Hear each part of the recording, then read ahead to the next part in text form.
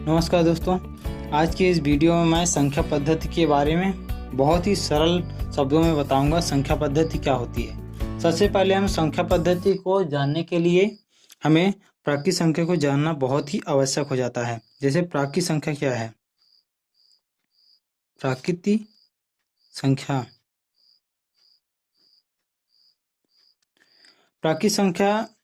प्राकृतिक संख्या लगातार की संख्या होती है दोस्तों।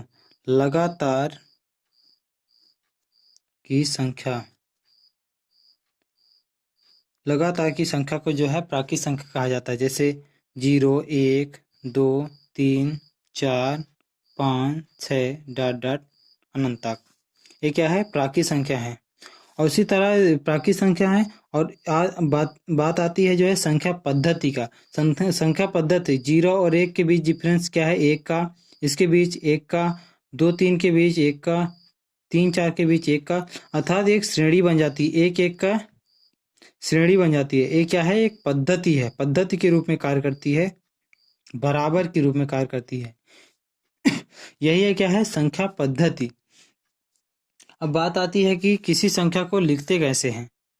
किसी संख्या को लिखना, किसी संख्या को लिखना एवं पढ़ना। किसी संख्या को लिखने के लिए हम बाईं से दाईं ओर जाएंगे और किसी संख्या को पढ़ने के लिए हम बाईं से दाईं ओर आएंगे। दोनों में बहुत ही डिफरेंस है दोस्तों। जैसे 20,080 को लिख रहे हैं इधर से और पढ़ेंगे इधर से। क्यों? क्योंकि इकाई हमारा इधर होता है, दाईं ओर। इकाई, दहाई, सैकड़ा, हजार, 10,000। अतः क्या है? 20,080। 80 को इस तरह लिखे हैं, 80। ठीक है, 20,080। उसी तरह अब बात आती है कि लिख लिए भी, पढ़ लिए। अब आगे की प्रक्रिया क्या है कि ये क्या है? जाति मान क्या होती है? जाति मान।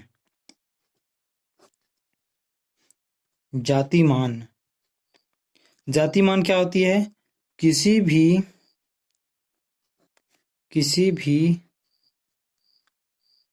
स्वयं की संख्या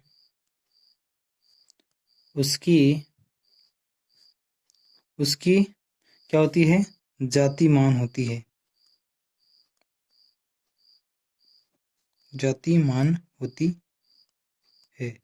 किसी भी संख्या के स्वयं की संख्या उसकी क्या होती है? जाति मान होती है। जैसे 1,000, 10,080। 10,080 का 8 का जाति मान क्या होगा? 8 ही होगा। 0 का जाति मान क्या होगा? 0 ही होगा। 1 का जाति मान 1 ही होगा। इसलिए स्वयं की संख्या क्या होती है? जाति मान। जाति मान की बात आती है कि स्थानीय मान। स्थानीय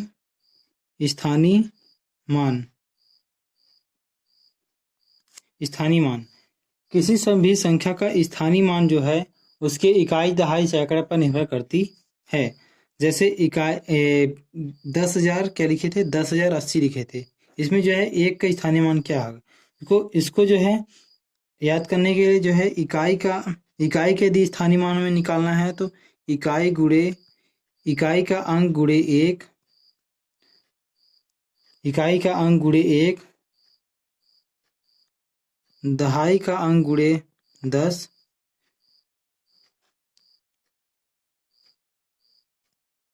सैकड़े का अंक गुणे 100,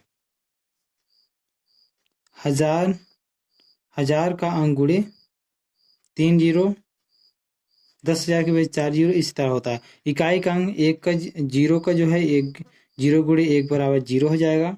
दहाई का 8 गुणे 10 बराबर 80 हो जाएगा। सैकड़े का 0 गुणे 100 बराबर 0। फिर 0 गुणे 1,000 बराबर 0। फिर 1 गुणे इसे 3 जीरो, इसमें क्या होगा? 4 जीरो होगा। 1 2 3 4 बराबर क्या है? 10,000 हो जाएगा। अर्थात 1 का हमारा स्थानीय मान क्या हो जाएगा 10,000। अब बात आती है कि सम संख्या क्या है। सम संख्या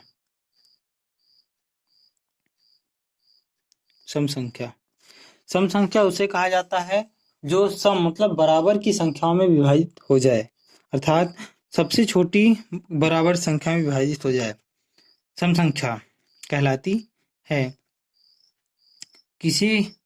यदि कोई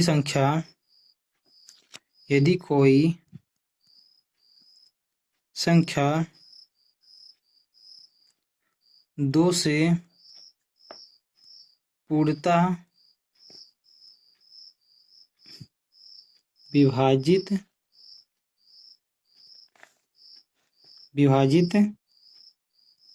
हो जाए उसे जो है सम संख्या कहा जाता है। जैसे 10 क्या है 2 से विभाजित हो जाएगी, यहाँ 2 पंचे 10, अर्थात ये क्या है एक सम संख्या होती है, सम संख्या है। इसी तरह 2 हो गया, 4 हो गया, 6, 8, 10, 12, 14, 16, 18, इसी तरह जो है ये क्या होगी सम संख्या है। जो 2 से पूर्णतः विभाजित हो जाए, 4 से विभाजित नहीं करना है, ओनली 2 से विभाजित करना है। 2 से जो विभाजित हो जाए वो क्या है सम संख्या, पहला। और आती है बात दूसरी की विषम संख्या क्या होती है। विषम संख्या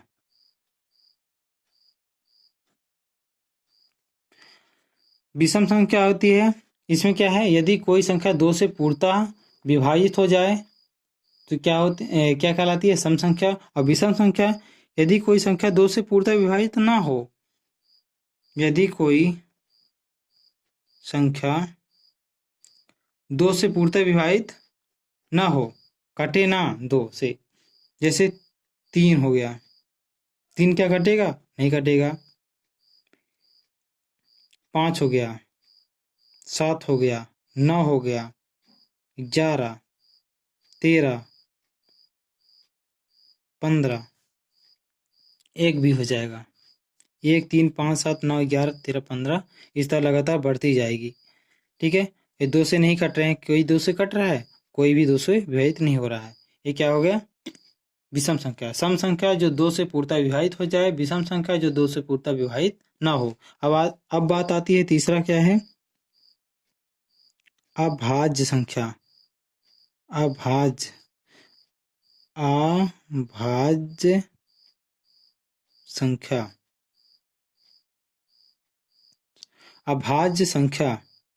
अभाज्य संख्या क्या होती है दोस्तों।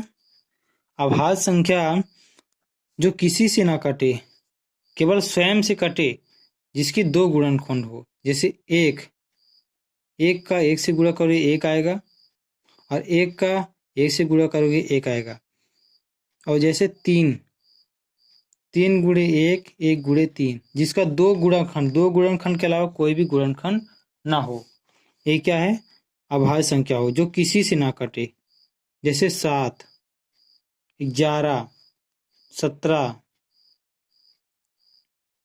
आपका 17 के बाद हो जाएगा 29 जो है किसी से विभाजित नहीं होगी।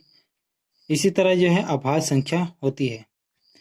तो दोस्तों आपको इस वीडियो कैसा लगा कमेंट करके बताइए, और मेरे चैनल को ज़रूरी सब्सक्राइब कर लें, और इसी तरह वीडियो देखने के लिए बेल आइकन को भी दबाएं, ताकि अभी ये पार्ट 1 बनाया हूँ, ये क्या है पार्ट 1। और दूसरी भी पार्ट 2 में बताऊंगा कि इसका क्या क्या क्वेश्चन है, विभाज्यता का नियम भी बताऊंगा उसमें, और धीरे धीरे करके पूरा टॉपिक आपको कवर करा दूंगा। धन्यवाद।